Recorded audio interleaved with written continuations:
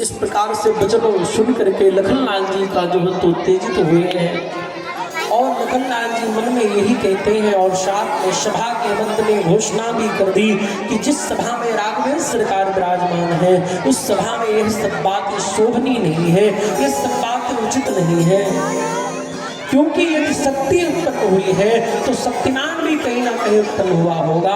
और महाराज उस शक्तिमान के स्वरूप आप बैठे हुए हैं फिर भी यह बात कह रहे हैं। उन्होंने कहा जितने हैं कोई हिले डुले नहीं।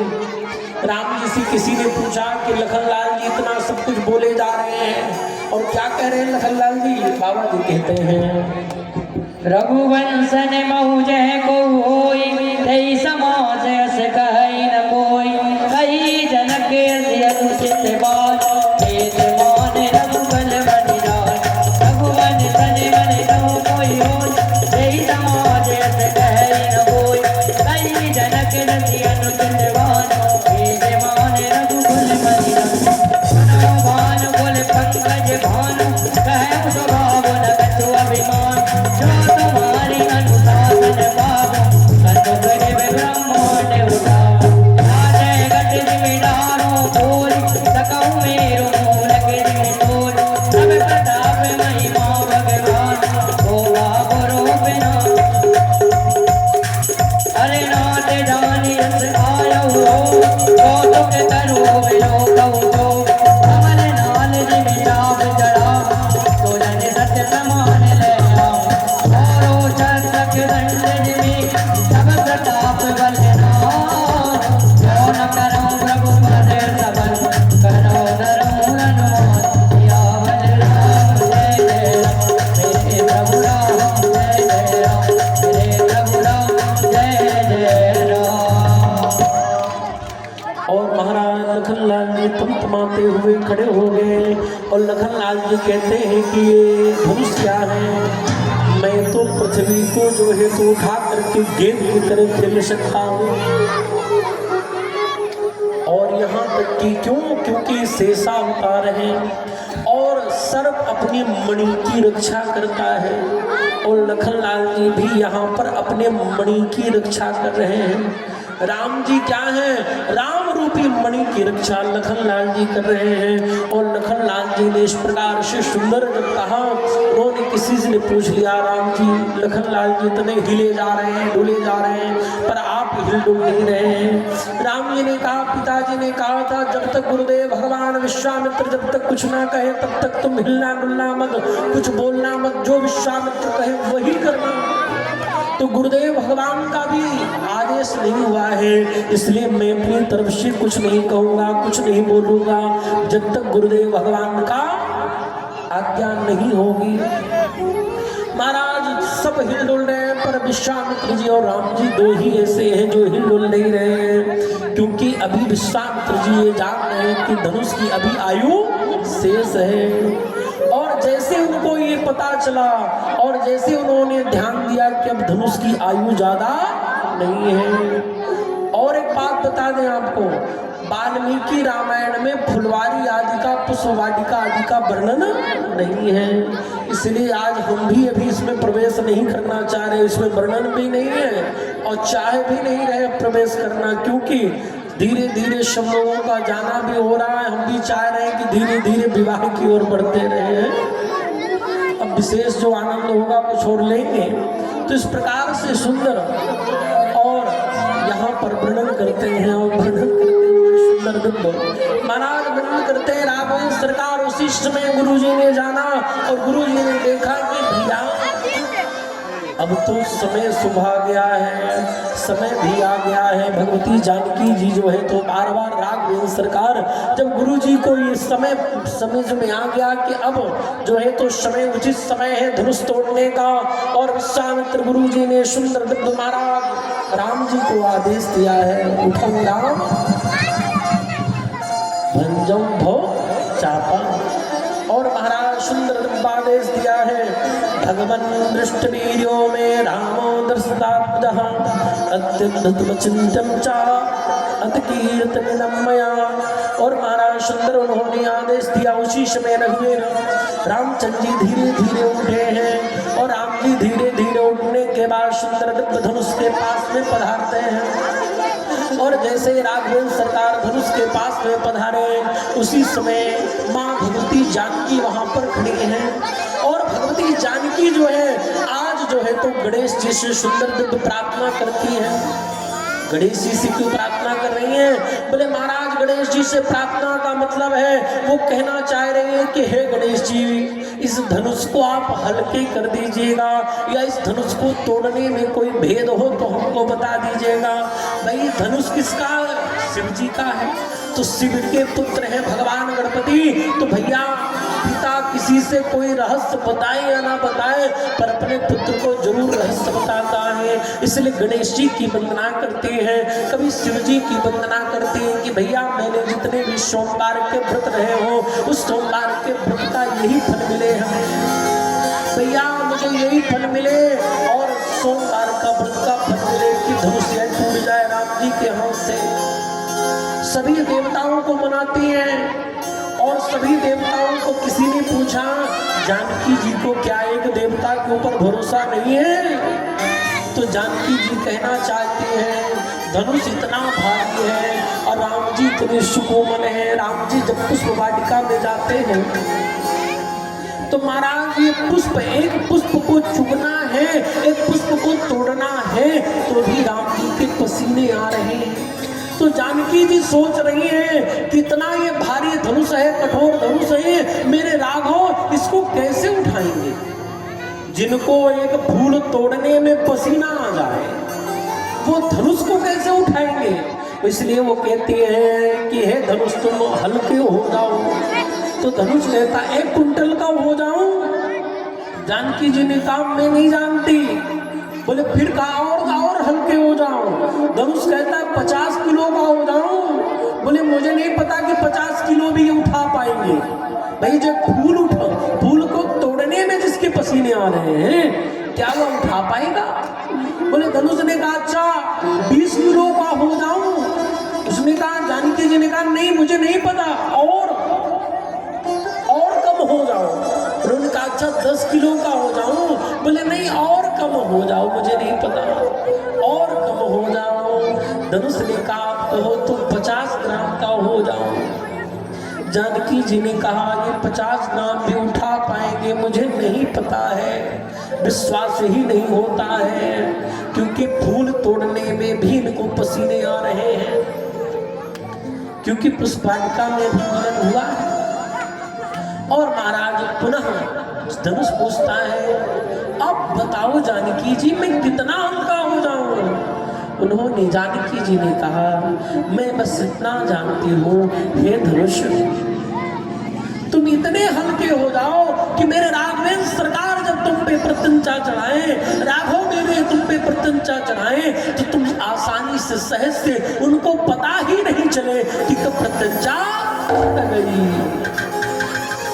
महाराज सुंदर दिव्य राघव सरकार धनुष के समीपस्थ पधारे, धनुष के पास में पहुंचे, और पहुंच करके सुंदर दिव्य मन से ही गुरु जी को प्रणाम करते हुए, अपने इष्ट देव को प्रणाम करते हुए, सुंदर भगवान शिव को प्रणाम करते हुए, सुंदर दिव्य महाराज सुंदर मंगल में सुंदर राघवेंद्र सरकार ने देखते देखते सभी के चित्त इधर उधर थे।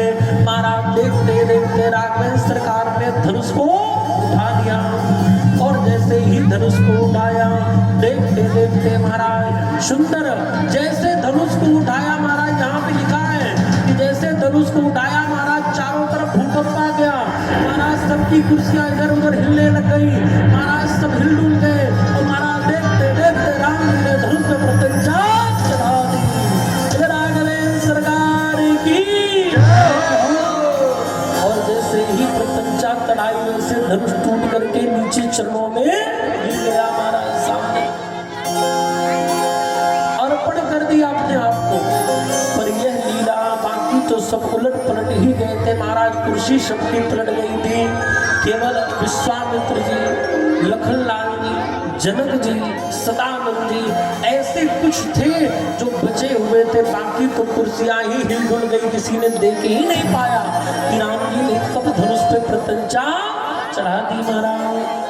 और जैसे प्रत्यंचा चढ़ाई, किसी ने धनुष से पूछ लिया, है धनुष तुम्हें राम जी ने तोड़ दिया, तुम्हें कष्ट नहीं हुआ? धनुष ने कहा भैया जब तक मैं नहीं टूटा था तो मैं भी पता नहीं कितनों को तोड़ दिया, जब तक मैं नहीं टूटा था तब तक मैं पता नहीं कितनों को तोड़ दिया, आज मैं टूटा हूँ तो राम और सिया को साथ में जोड़ दिया, राम और सिया को जोड़ने के लिए मैंने धनुष को तोड़ दिया, तो मैं अपने आप को स्वयं को तोड़ दिया। किसी ने पूछा धनुष और कष्ट नहीं हुआ तुम्हें? बोले आज केवल राम और सिया नहीं, आज अयोध्या और मिथिला भी जुड़ गई, आज सब कुछ जुड़ गया, सब एक साथ हो गया, मैं टूट गया तो कोई बात नहीं, महाराज आज टूटा पर सबको जोड़ने के लिए टूटा। महाराज इस प्रकार से सुंदर दुख वर्णन करते हैं और वर्णन करने के बाद सुंदर दुख माँ भगवती जानकी जो है सुंदर हाथ में जो है तो माला लिए हुई है, माला लेकर के जामा जानकी खड़ी है, 1000 कमलों की माला है, पंखुड़ियां लगी हैं और पंखुड़ियों को लेकर के 1000 कमलों की माला खड़ी है। सभी सखियां जो तो गा रही हैं, गारी गा रही हैं, गीत गाए जा रहे हैं और जैसे माला लेकर के खड़ी है सखियां,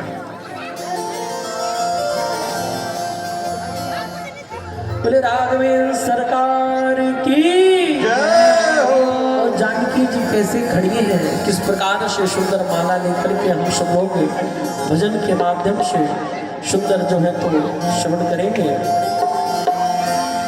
लीजे पहरे जय माला, सुनो नृप दशरथ के लाला, लीजे पहरे जय माला, सुनो नृप दशरथ के लाला, लीजे पहरे जय माला, सुनो नृप दशरथ के लाला,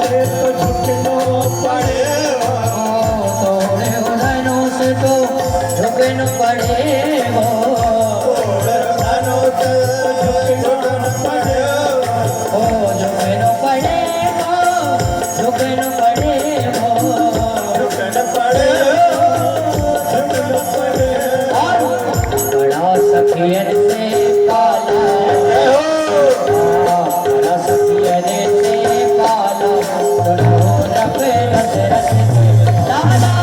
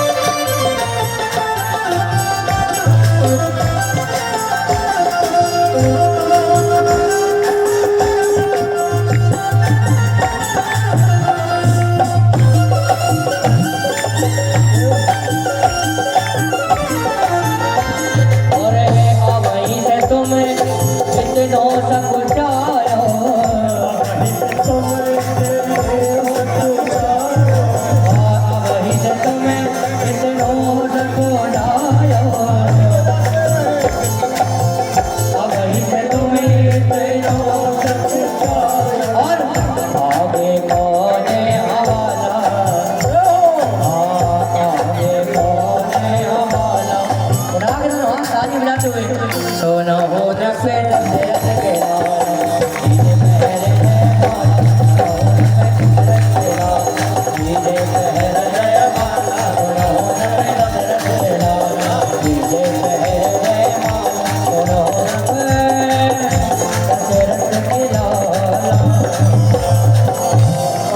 बोले राघवेंद्र सरकार की।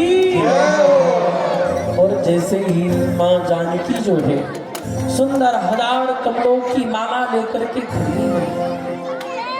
लखनलाल जी सुंदर देख रहे हैं। लखनलाल जी मन में विचार करते हैं और मन में विचार करते हुए लखनलाल जी कहते हैं कि माँ जानकी 1000 पंखुड़ियों की माला लेकर के खड़ी है। अरे राघव भैया झुक क्यों नहीं रहे हैं? और जानकी जी बार बार कहती है इसको पहन लीजिए, क्योंकि राम जी अभी फुलवारी जब देखने गए थे तो वहां पर जो माताएं हैं वो माताओं ने किसी ने कह दिया भैया ये जनकपुर है और ससुरारी में एक बार जो झुक गया वो हमेशा झुकता रहता है, इसलिए झुकना मत।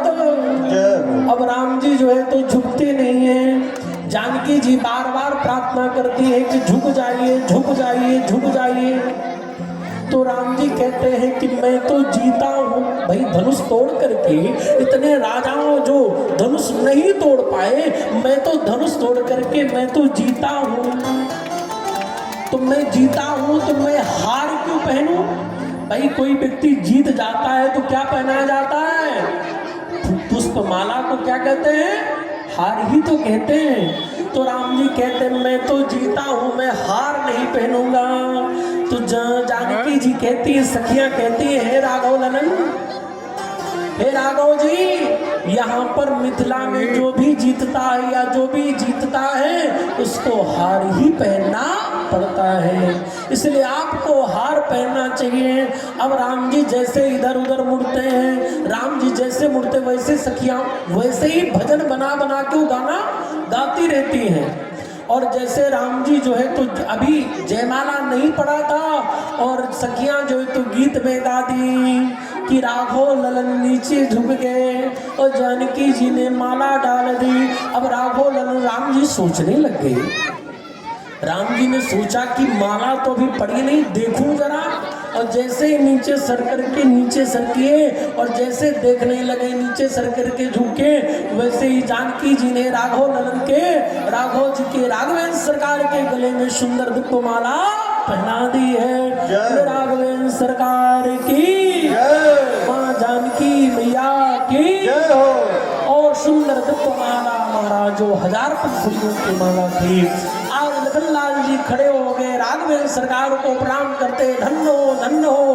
अरे मेरे पूर्वज आज धन्य हो गए, महाराज दिलीप धन्य हो गए, महाराज भगीरथ धन्य हो गए। अरे जिस धनुष को कोई तोड़ नहीं पाया, हे राघव सरकार आप इस धनुष को तोड़ करके ये विजय माला, ये हार की माला नहीं, ये आपकी ने विजय की माला स्वीकार कर ली। धन्य है धन्य है। सुंदर दत्त महाराज अब विवाह कैसे संपन्न हो? तो सुंदर ये हुआ कि भाई दूल्हे सरकार हैं, पर उन्होंने विश्वामित्र जी ने कहा नहीं, जब तक दशरथ जी पूरी बारात नहीं आएगी तब तक विवाह संपन्न नहीं होगा। भाई आज की तरह की बात नहीं थी। आज तो जो विवाह में हो रहा है, बोले महाराज विवाह में क्या होता है, बोले जयमाला हो गया, बोले पूरा विवाह संपन्न हो गया, जयमाला हो गया, फोटो शूट हो गई, लोग यही समझते हैं कि विवाह पूरा हो गया। पूरा समय तो जयमाले में ही चला जा रहा है। और आजकल तो एक और पद्धति चल गई है, जयमाला तो ठीक ही है, आजकल तो लोग अब देख रहे थे एक दिन टीवी में कि दूल्हे सरकार आजकल धनुष भी तोड़ने लग गए हैं। आजकल के जो दूल्हे हैं वो भी धनुष तोड़ने लग गए हैं। और साथ में जयमाला, इसलिए समय विवाह आदि कार्यों में जितना समय हो सके उतना जो है तो जो कार्य है उन्हीं कार्यों में समय देना चाहिए महाराज। सुंदर दिव्य महाराज इधर विवाह जो है तो सुंदर विश्वामित्र जी ने कहा कि भैया दूध भेज दो, कहाँ भेज दो दूध। और महाराज दूध दौड़े दौड़े गए, बोले कहाँ भेज दो, बोले महाराज सुंदर अयोध्या नगरी के लिए दूध भेज दिए जाए। क्यों, बोले महाराज अयोध्या नगरी से ही सुंदर दिव्य बारात आएगी। महाराज सुंदर दूध भेजे गए हैं और दूध भेज करके सुंदर दिव्य महाराज जैसे ही दूध पहुंचे हैं अयोध्या नगरी में, 3 दिन बाद दूध अयोध्या नगरी में पहुंचे और सुंदर दशरथ जी को यह बात पता चली है और दूतों ने सुंदर प्रणाम किया है। और प्रणाम करते हुए दूतों ने सुंदर दिव्य महाराज क्या प्रदान की, बोले महाराज पत्रिका प्रदान की है।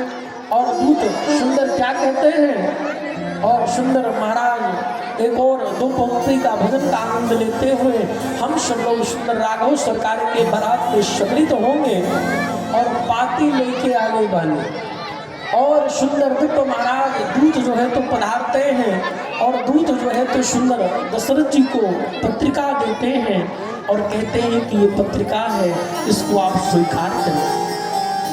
दशरथ जी पूछते हैं कि कहाँ से आगमन हुआ है। उन्होंने कहा हम जो है तो मिथिला नगरी से आए हुए हैं। अच्छा, आप मिथिला नगरी से आए हैं। दशरथ जी ने बहुत अच्छी बात पूछी।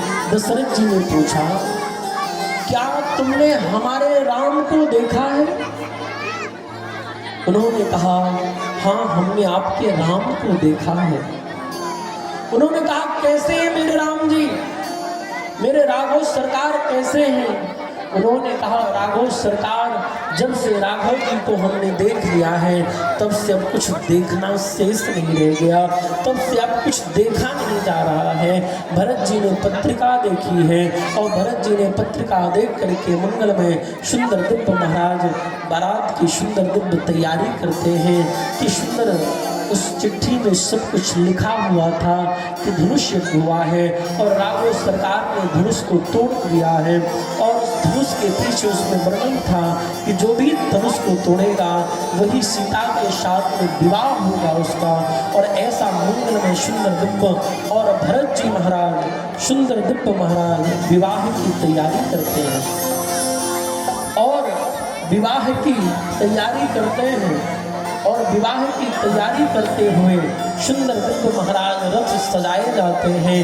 बड़े बड़े रथ हैं, धूमधाम से सजाए जाते हैं और सुंदर दिव्य महाराज उस रथ में सर्वप्रथम आगे किनको बैठाते हैं, बोले महाराज वशिष्ठ जी को बैठाया गया है। वशिष्ठो वामदेवश्च जाबाली रथ कश्यप मार्कंडेयस्तु दीर्घायु ऋषि कत्यायनस्तथा।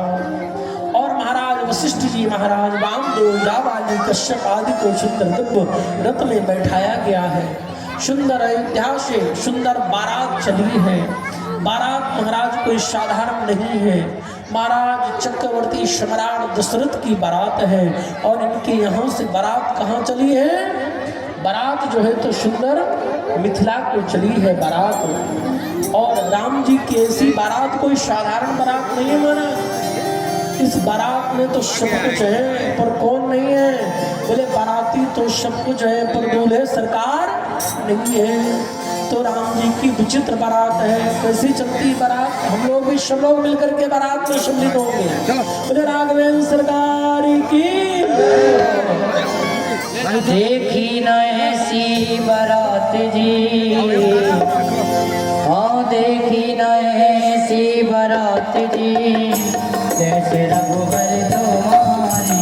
देखी न ऐसी बारात जी, जैसे रघुवर तुम्हारी। ओ देखी न ऐसी बारात जी,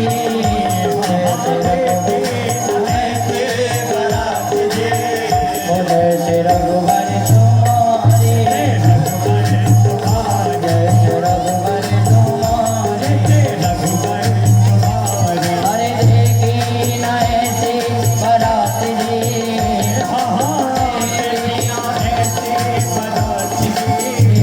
जैसे रघुवर तुम्हारी, रघुवर तुम्हारी, जैसे रघुवर तुम्हारी।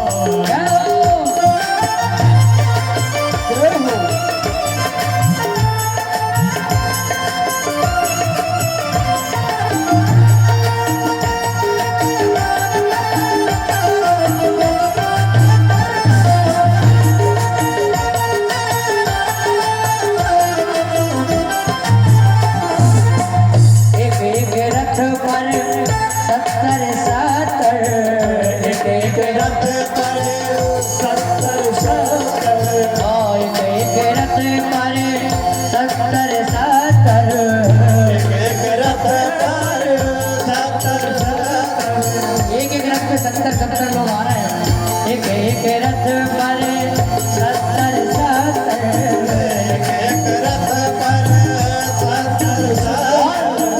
हर भीतर की बात जी, हर भीतर की बात जी, ऐसी अजब सवारी। देखी न ऐसी बारात जी, जैसे रघुवर तुम्हारी। अरे देखी न ऐसी बारात जी, जैसे रघुवर तुम्हारे।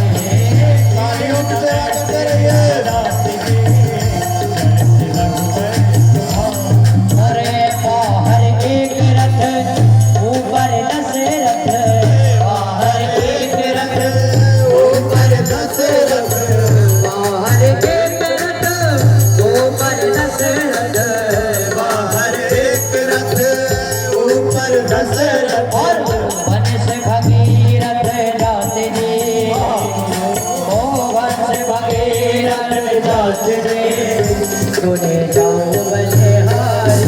देखी न ऐसे बारात जी, जैसे रघुवर तुम्हारे।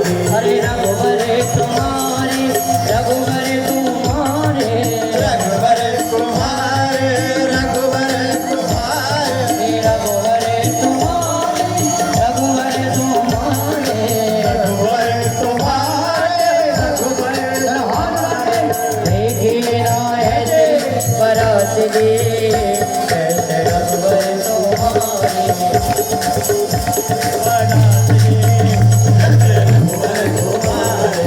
देखी न ऐसे बारात जी, जैसे रघुवर तुम्हारे। देखी न ऐसे बारात जी, जैसे रघुवर तुम्हारे। ओए चली बारात देश को दल से, चली बारात देश को दल से, चली बारात देश को दल से, चली बारात देश को दल से। और कौन सा कहाँ जा रही है? जनक नगर को जाती है, ओ जनक नगर को जाती है। और जो भी बारात में जाना चाहते हैं तो हाथ उठा ले भगवान की। जनक नगर को जाती है, जैसे रघुवर तुम्हारे। देखी न ऐसी बारात जी, जैसे रघुवर तुम्हारे। देखी न ऐसी बारात जी, जैसे रघुवर तुम्हारे। देखी न ऐसी बारात जी, जैसे रघुवर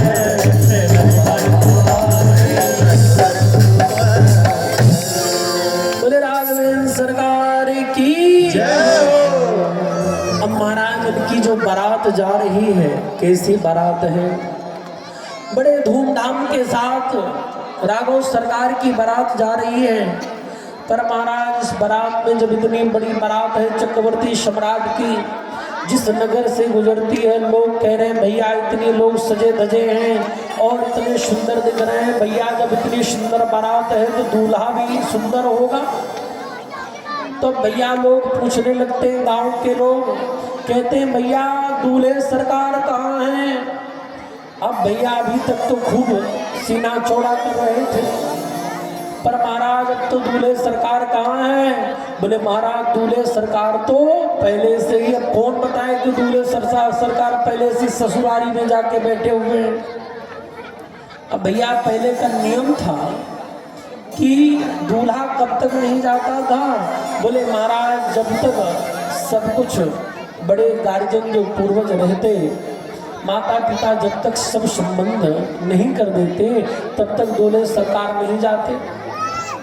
पर यहाँ तो दूल्हे सरकार पहले से ही जा करके बैठे हुए हैं। और महाराज वो दूल्हे सरकार पहले से बैठे, लोग पूछ रहे दूल्हा किधर है? आगे वाले कहते भैया देखो देखो, अच्छा हो सकता है दूल्हा पीछे होगा, कोई बता नहीं रहा है।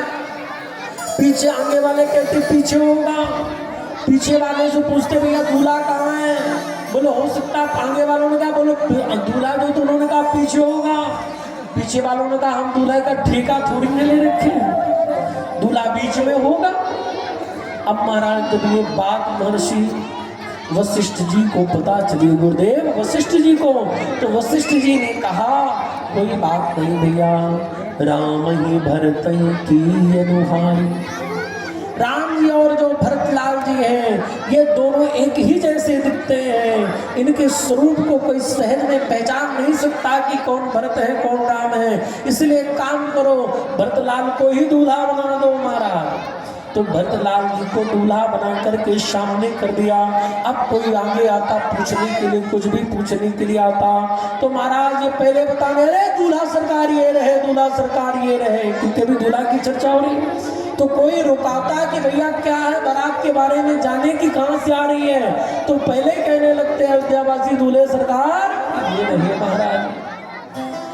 अब इस प्रकार से महाराज बारात चली आगे।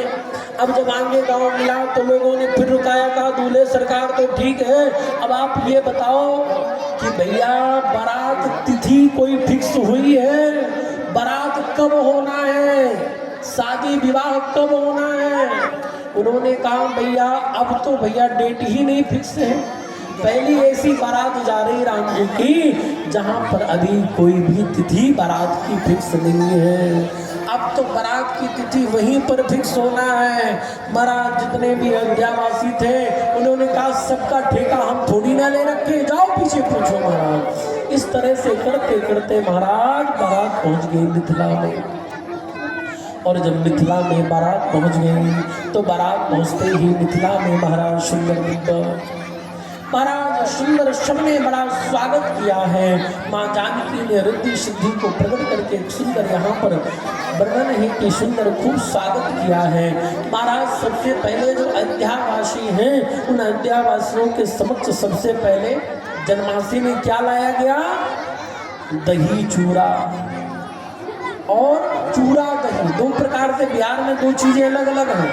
यदि आप दही चूड़ा मांगोगे तो महाराज दही ज्यादा रहेगी चूड़ा कम रहेगा, और चूड़ा दही मांगोगे तो चूड़ा ज्यादा रहेगा और दही कम रहेगी। तो महाराज वहाँ का सबसे विशेष है भोजन क्या है?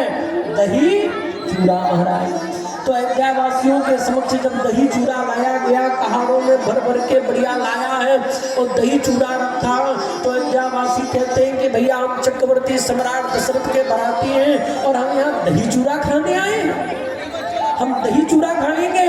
और महाराज सब अपनी अपनी नाक सकोड़ने लगे, दही चूड़ा नहीं खाएंगे। और महाराज उसी समय बोले अच्छा महाराज हमारे यहाँ का विधान है, थोड़ा कष्ट तो कर लीजिए, जूठा ही कर दीजिए। जनकपुर वासियों ने कहा नहीं पाना है, जूठा ही कर दीजिए। उन्होंने कहा चलो ठीक है। अब महाराज जैसे दही चूड़ा दिया गया, थोड़ा सा पाए महाराज, और जैसे थोड़ा सा पाए मुख में रख के वैसे अंदर पहुंच गया।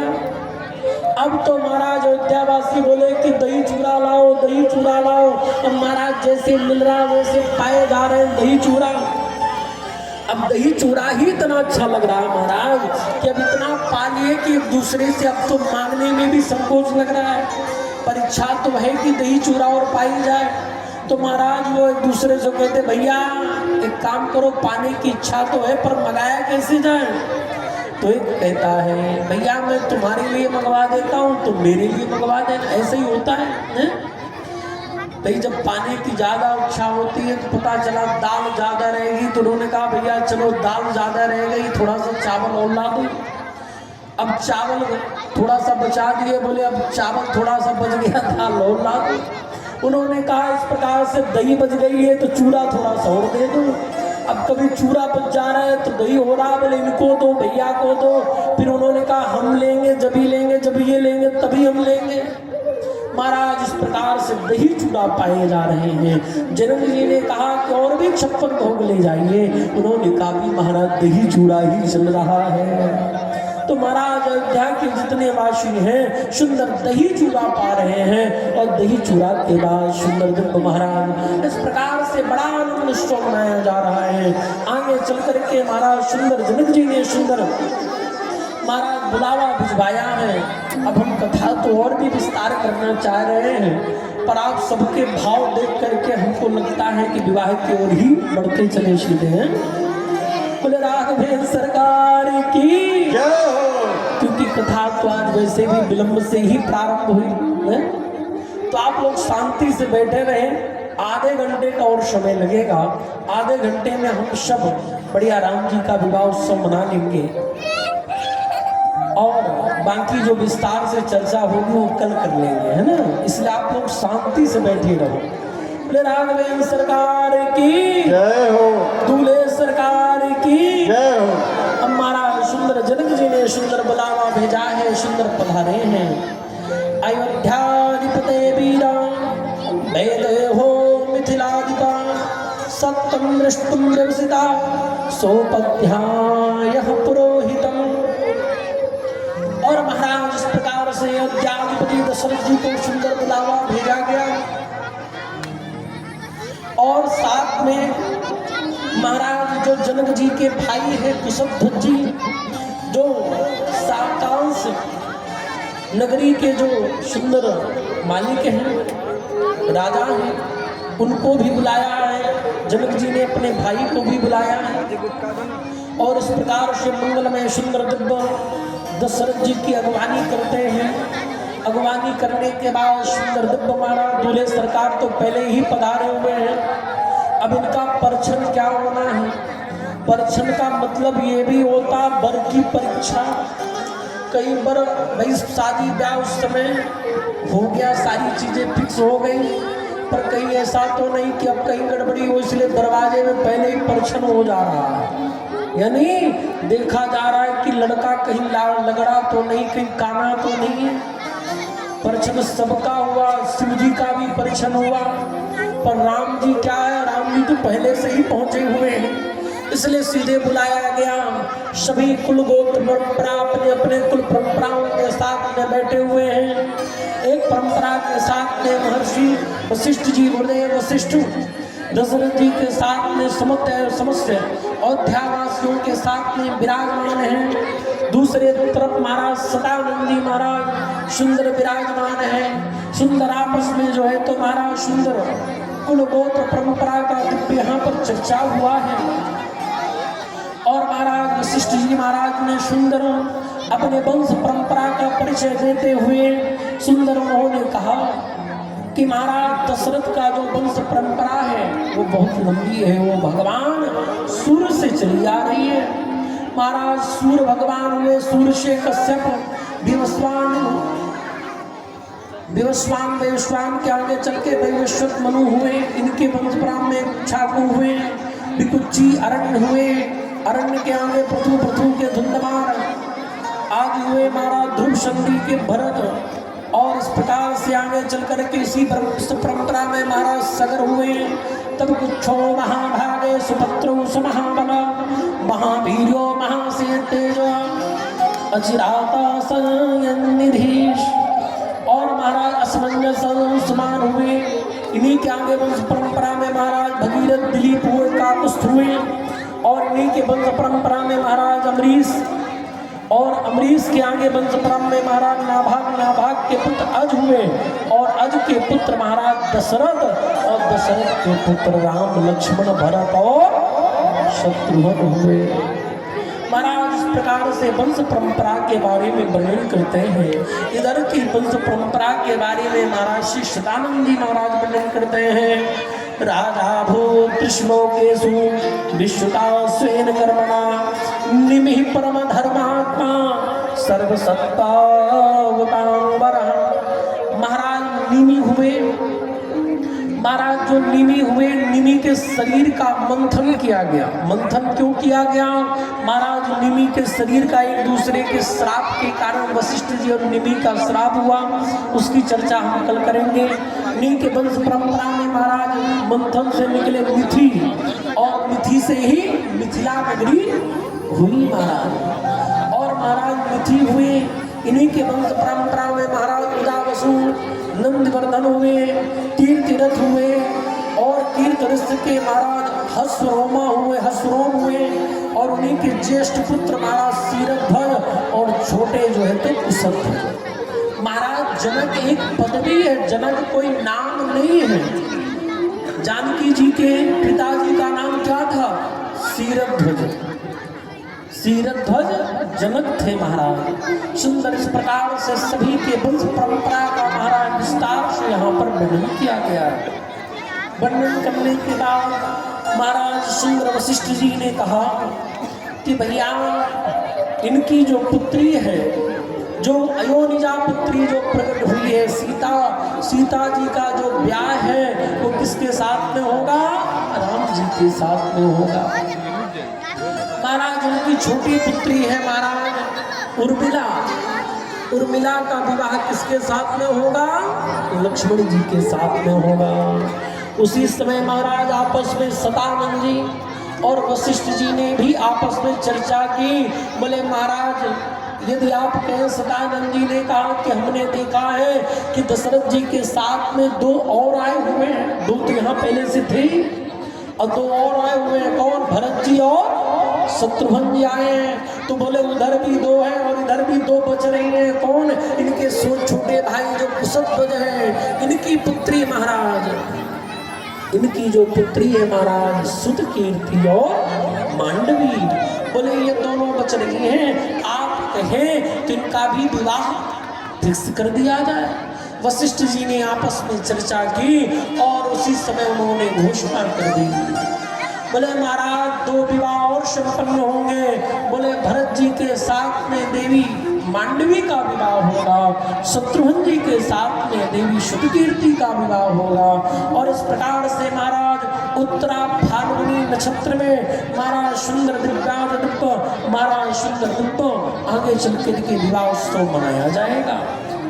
विवाह पंचमी के दिन महाराज इस प्रकार से सुंदर गुप्त महाराज ये घोषणा हो गई। घोषणा होने के बाद महाराज सुंदर दिव्य ढोल नगाड़े बजने गए, चारों तरफ धुंधुबिया बनने लग गई। जनकपुर में आज महाराज आनंद उत्सव छा गया है, चारों तरफ जय जयकार हो रही है। बोले दूल्हे सरकार की। महाराज सभी देवता पधारे हैं, सभी देवता अलग अलग रूपों को धारण करके सभी देवता यहाँ पर पधारे हैं, सखियां भी पधारे हैं और महाराज सबके साथ में महाराज सुंदर जब पधारे हैं तो वहाँ पर भी सुंदर जब पधारे तो आगे चल कर के सुंदर जब महाराज विवाह संस्कार में ब्रह्मा जी भी पधारे। अब ब्रह्मा जी मन में विचार कर रहे हैं इस विवाह मंडप में हमारे द्वारा बनाया हुआ कुछ भी नजर नहीं आ रहा है। शंकर जी ने कहा हे विधि ब्रह्मा, कम से कम अपनी बुद्धि यहाँ तो न लगाओ, केवल भगवान के स्वरूप का दर्शन करो। सभी देवता पधारे हैं, वेद ही आने चारों ब्राह्मण का रूप धारण करके वेद संपन्न करने के लिए आए हैं। और इस प्रकार से मंगल में सुंदर दिव्य बड़े धूमधाम से मंगल में सुंदर दिव्य विवाह उत्सव होता है। विवाह उत्सव के लिए सुंदर दिव्य महाराज कन्यादान होता है। कन्यादान के समय महाराज सुंदर जो है तो जनक जी सुंदर दिव्य संकल्प करते हैं और जनक जी संकल्प करते हैं और संकल्प के लिए सुंदर जो वर होता है, वर के हाथ के ऊपर कन्या का हाथ दिया जाता है। अब जैसे ही वर का हाथ नीचे रखा जाएगा और महाराज आगे बढ़ाने के लिए जैसे जनक जी ने कहा अपना हाथ बढ़ाओ, हे राघव अपना हाथ बढ़ाओ, तो लखनलाल जी ने कहा भैया आप तो रघुवंशी हैं, आप तो याचना कर ही नहीं सकते और आप जो है तो मांग ही नहीं सकते, और रघुवंशी कभी हाथ आगे करके याचना नहीं करते।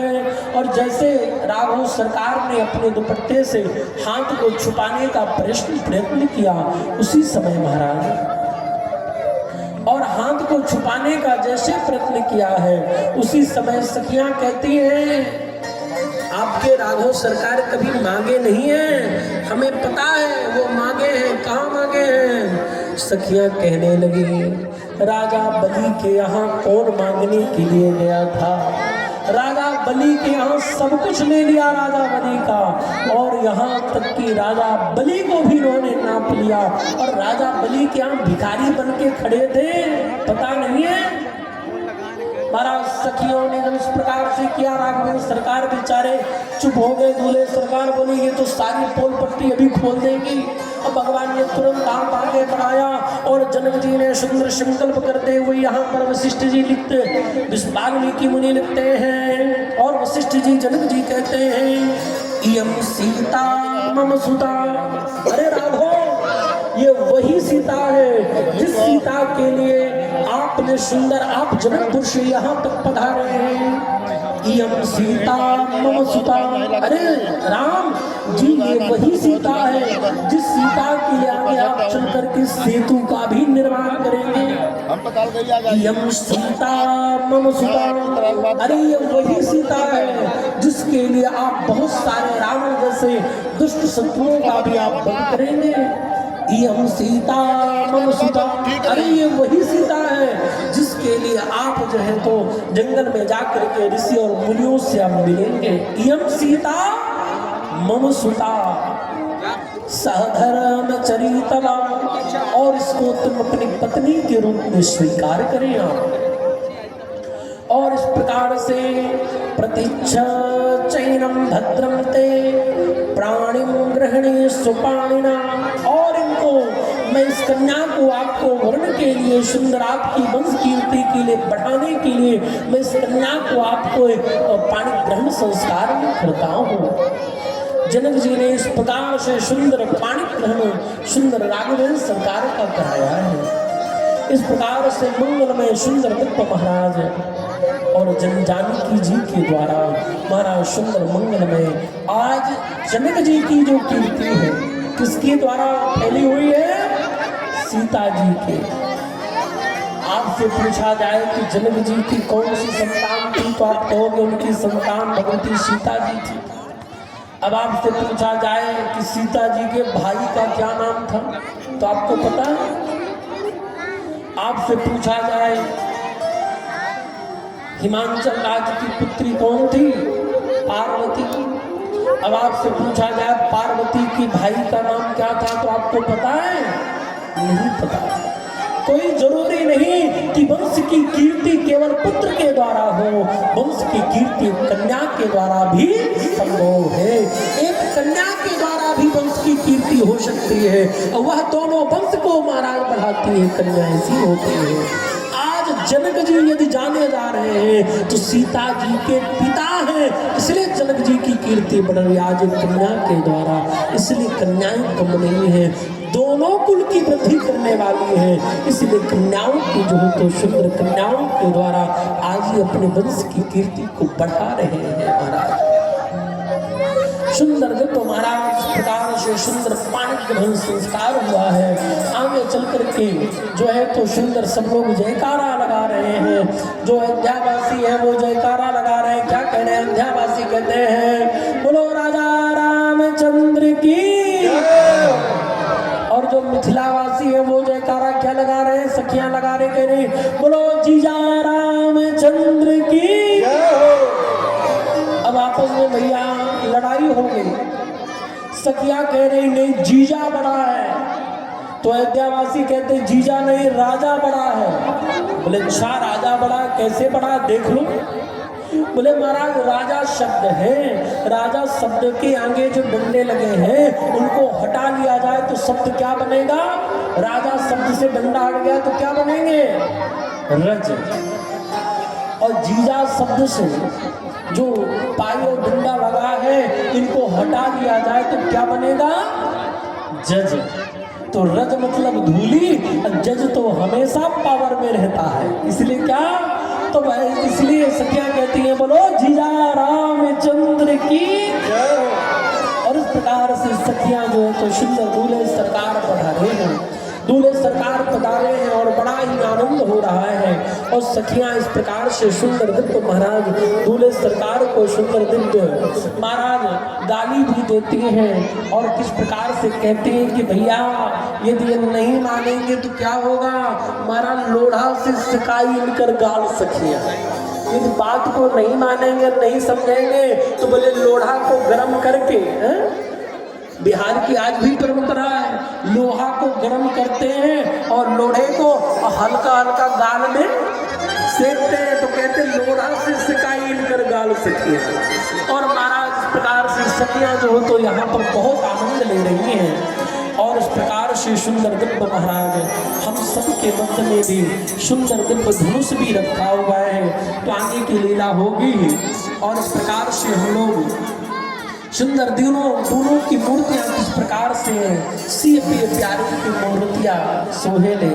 और इस प्रकार से सुंदर दिव्य महाराज और भगवान का सौंदर्य कैसा है, कैसे हैं प्रभु जी, इसके बारे में सुंदर दिव्य महाराज सखियां जो है तो यहाँ पर वर्णन करते हैं।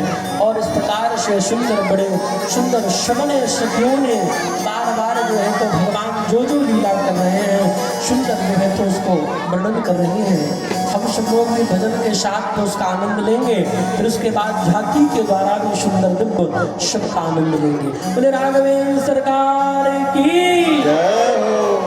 ओ सिया पिया प्यारी की मूर्तिया मन को लुभाए जाए रे। सिया पिया प्यारी की मूर्तिया मन को लुभाए जाए रे। सिया पिया प्यारे की मूर्तिया मन को लुभाए जाए रे। सिया पिया प्यारी की मूर्तिया मन को लुभाए जाए रे। सिया पिया प्यारे की मूर्तिया मन को लुभाए जाए रे। मन को लुभाए जाए, मन को लुभाए जाए, मन को लुभाए जाए, मन को लुभाए जाए, मन को लुभाए जाए, मन को लुभाए जाए, मन को लुभाए जाए, मन को लुभाए जाए। ओ सिया पिया प्यारे की मूर्तिया लुभाए जाए रे। सिया पिया प्यारे की मूर्तिया मन को लुभाए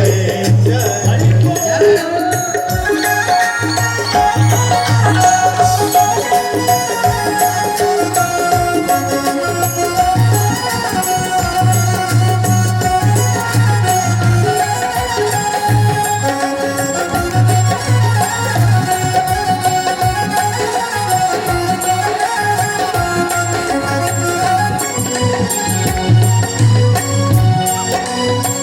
नख से किरीट सरे टांग यौवन छवि, नख से किरीट सरे टांग यौवन छवि, नख से किरीट